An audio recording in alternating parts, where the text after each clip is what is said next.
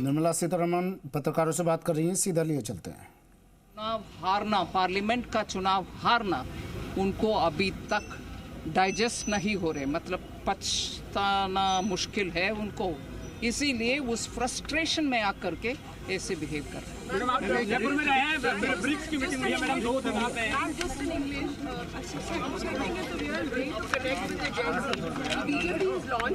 एक मिनट, give us some space, give us छोटा।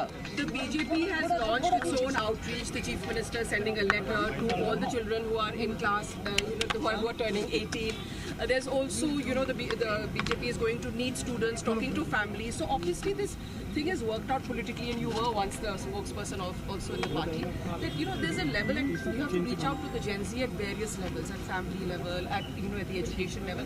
What other things do you think at the government level? Say as finance minister today, I heard you talking to this man with the sandwich. So it's very interesting. So they all want employment. They also want to be entrepreneurs. In fact, with me, there are 4 people, 2 of whom have just entered some news media, and 2 others who are still students in a college wanting to become journalists.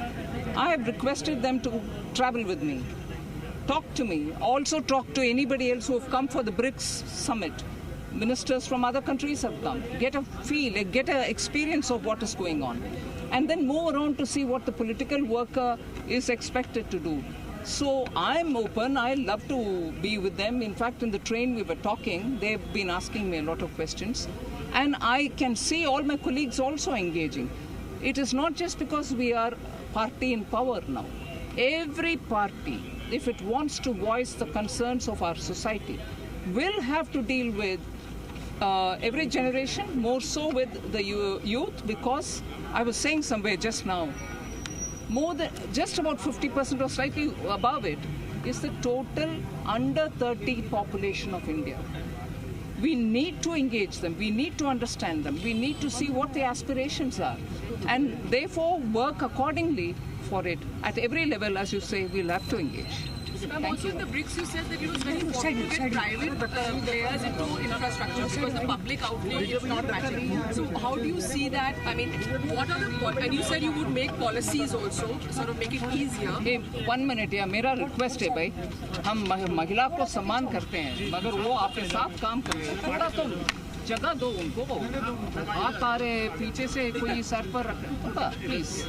So ma'am, you said it's very important for infrastructure in India because we are of course looking at that going into the next century. And it's very important that we have private players coming in to match public outlay. What do you think the policies would be that would support that? Or you not just in India, entire BRICS community, the nations in BRICS are all looking at private participation, private capital involvement. Otherwise, it's just not possible.